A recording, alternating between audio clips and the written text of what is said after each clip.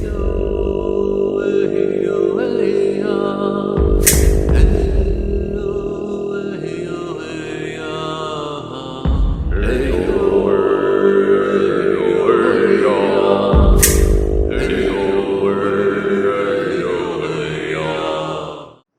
my dear friends, the guy from VAR UMN here to briefly make an announcement. The second album of my solo music project is out now, Prinan Kabarin Uruval, Under the Black Moon.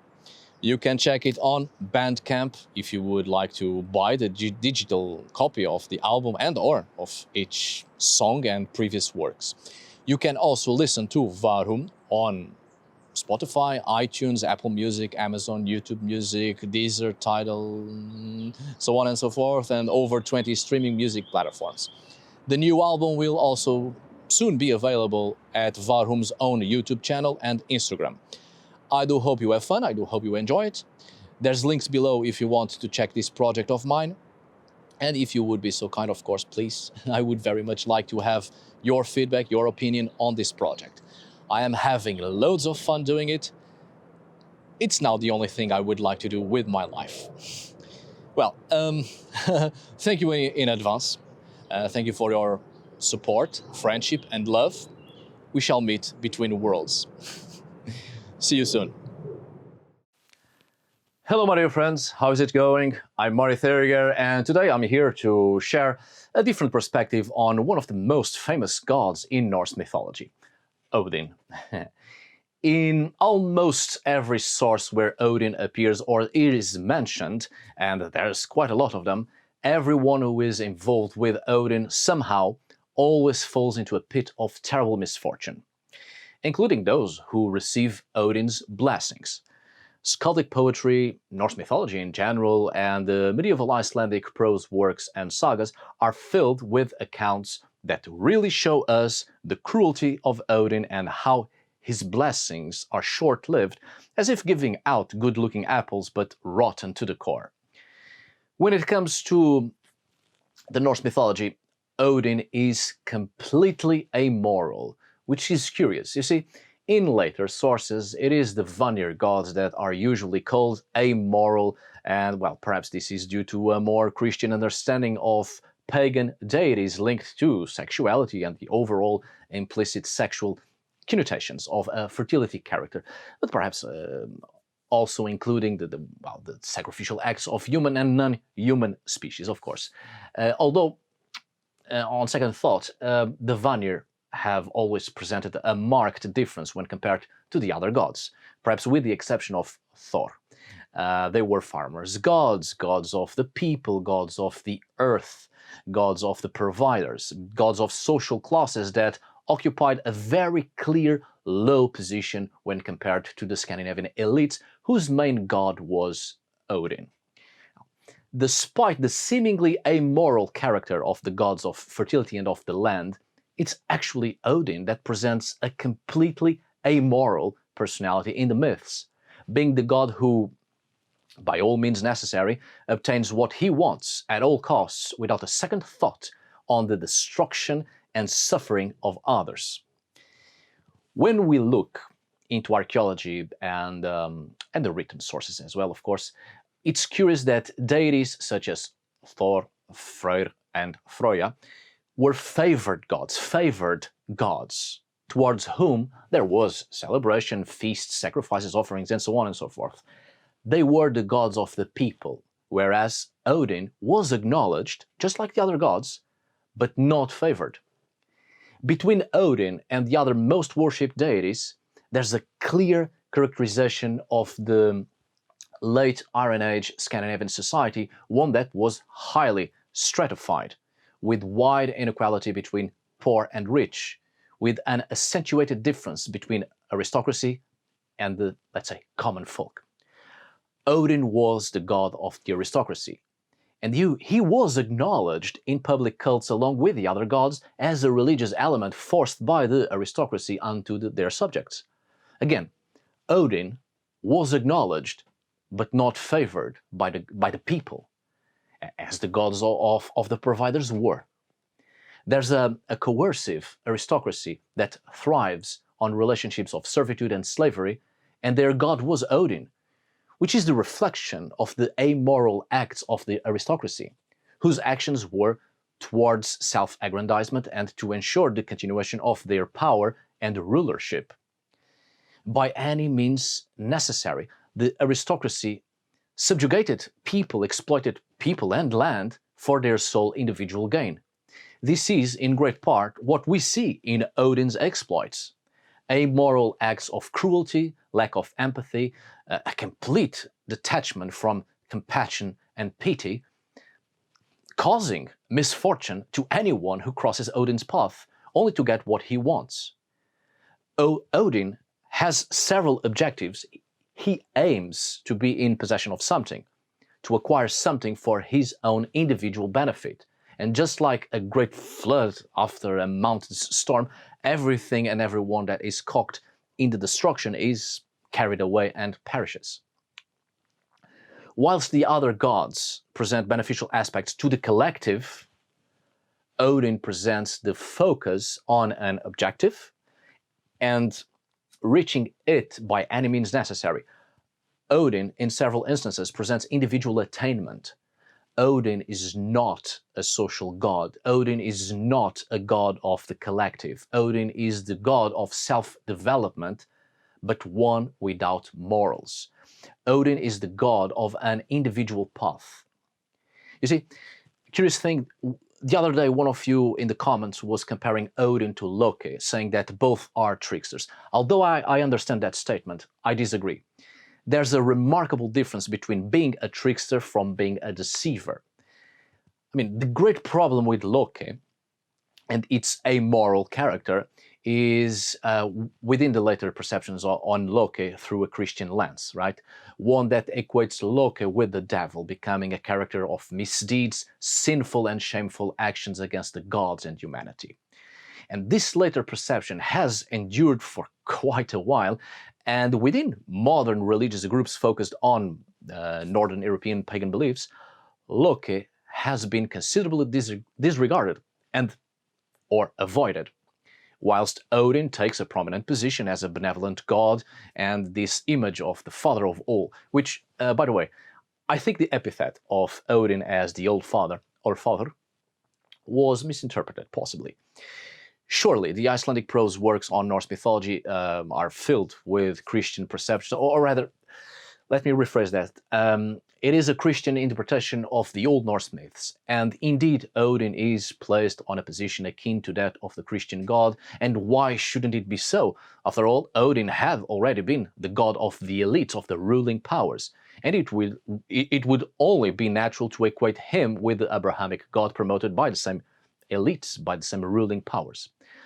However, Hallfather seems more like to have been an indication of Odin being the progenitor of many deities, as a shift in the later religious understanding of Icelandic Middle Ages, picking up the classical Greek formula of Zeus being the father of every deity, as the classical myths interpreted by Christians in the Middle Ages had a huge influence on the formation of the Norse myths within an Icelandic medieval panorama. In modern heathen and Ásathr groups, I mean, if people want to see Odin as the father of all, well, that's up to each person's interpretation and what is more meaningful to them in their own spiritual endeavors. Historically speaking, Odin is not a creator god. Even the myths about the creation of human beings show us that Odin played a specific role in awakening the senses of humans or on humans with the help of other gods, but humans already existed and are the creation of Heimdallr. In two distinct myths, both Heimdallr, as the name indicates, the illuminating world, so humans coming from the vegetation of the formed world itself, and Heimdallr as the deity, as the creator of the Iron Age and Viking Age Scandinavian social classes. So, returning to Loki, Loki is without a doubt a trickster spirit. Trickster here is not used as a synonym for deceiver and someone that cannot be trusted.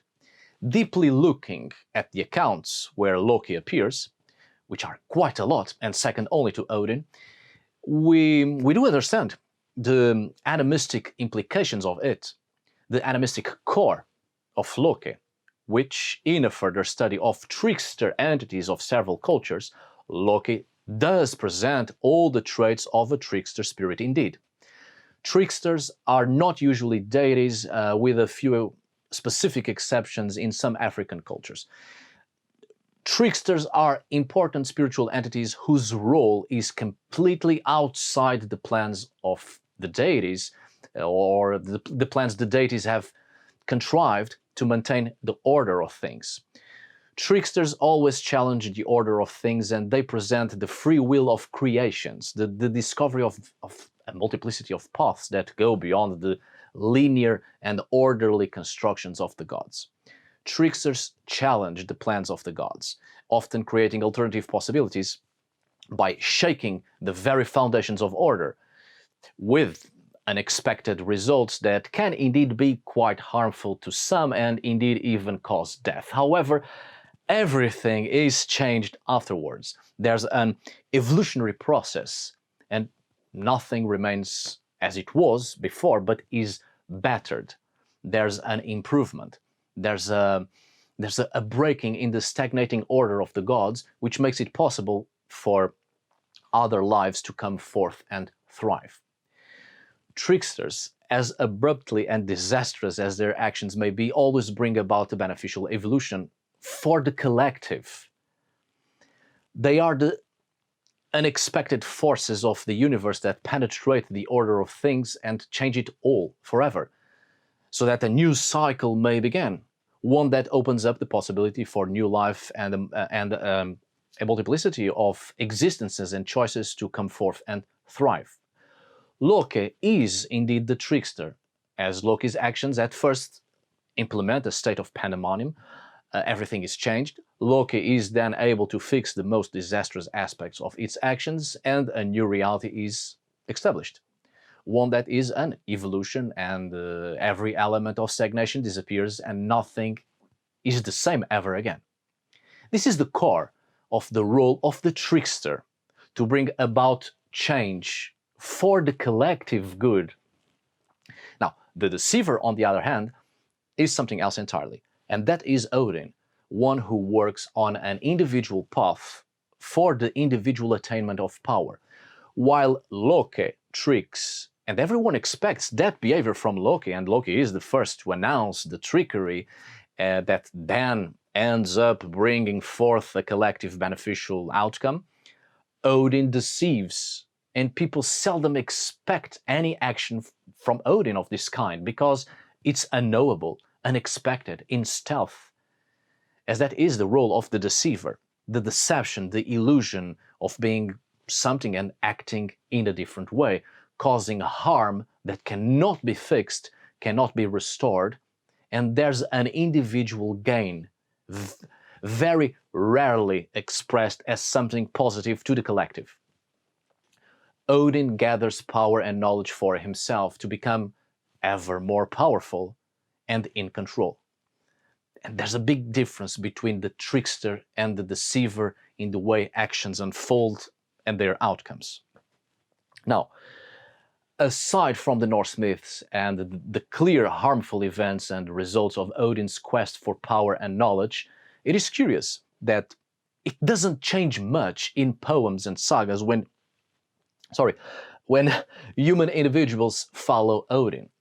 Somehow, Odin's followers always fall into a miserable life filled with misfortune until they die. In fact, not only death seems to present a sort of relief for them, it's also the end of the deal of the bargain with Odin, as the followers of Odin then, through inevitable death, become bound to Odin, and that's their final reward. But between the moment when Odin's blessings start to wear off and the moment of death, people suffer greatly, and it's a path of misfortune until death. This is very curious to see in the sources, in the written sources. Odin's blessings are good for the individual for a time. The several human characters of many accounts concerning the cult of Odin or somehow obtaining something from Odin always end up in a terrible path of misfortune when Odin's short-lived blessings start to wear off. These characters, through Odin, obtain something beneficial for themselves, for the individual. It is an individual path. But these momentary blessings tend to come with too high a price, when everyone around the individual is affected by the individual's actions and is absolutely miserable. And it's like a super Mexican soap opera with blood and tears, until the individual starts to suffer from the harm it inflicts upon others and to himself, something the individual cannot possibly escape from or even control, because he is bound by fate, the fate Odin has conceived and placed upon the individual, until the individual is absolutely miserable, alone, hurt, and finally dies and goes to Odin. This interesting deception of Odin to give power to the individual, but at great cost, as if the individual or the warrior, the king, the prince, whatever, or the hero forgot to read the small letters in the contract. Behind this sudden emergence of power, there's a poisoned gift, which is the path of misfortune that binds these individuals to Odin. Upon the moment an individual is in the sources, of course, is the follower of Odin, the individual's fate is sealed. Not only this reflects the personality of Odin as is seen in other myths, but it also reflects a moral of the story which tries to pass on this idea of greediness for sudden power and the terrible consequences of this. In Odin's blessings, there's this terrible lesson by the god himself. He gives power, he gives blessings, all too good, all too well, and all too easy, only then to take it all away in the most terrible way, making each individual suffer greatly in excruciating mental and spiritual pain, and even sometimes physical pain, giving with one hand and with the other slowly pricking with a poisoned dagger. Interesting lesson. The deception of Odin, the sudden easy rise to power, and the outcome is as a sudden a fall into misfortune as the rise to power was. It's interesting, at least I find it interesting, this aspect of Odin, an amoral path towards empowerment and self-aggrandizement with terrible consequences that ultimately leads to a path of misfortune.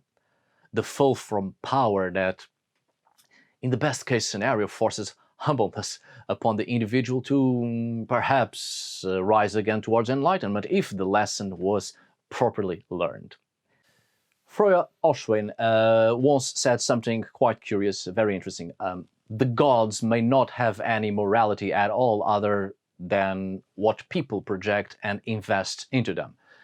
And indeed, in many deities, we see the morals and values of societies and their own perceptions and views on life, and we continue to see that reflected on many gods nowadays still that are once again being called upon in many neo-pagan movements. The gods continue to play their roles and continue to pass through an evolutionary process according to the environment in which they are inserted. But it's also interesting to see that in this aspect of Odin as an amoral god of individual attainment, there's also a strong moral aspect in its core. Greediness for power and total lack of empathy and compassion brings about a lonely path of suffering by the sudden change of fate into a period of misfortune that places the individual in a stagnant state of life, unable to begin a new cycle or even getting out of it until the lesson is learned through the hardest way. Well, my dear friends, thanks so much for watching. See you on the next video. And as always, thanks for today. Obrigado por hoje. Until we meet again, my dear friends.